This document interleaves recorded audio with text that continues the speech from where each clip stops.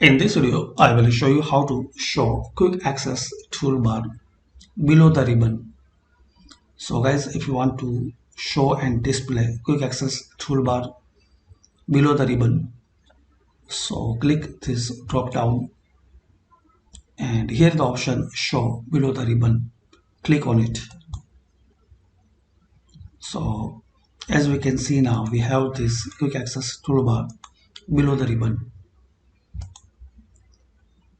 You can change location from here, show above the ribbon and show below the ribbon. That's it. Thanks for watching. Please comment this video useful for you or not.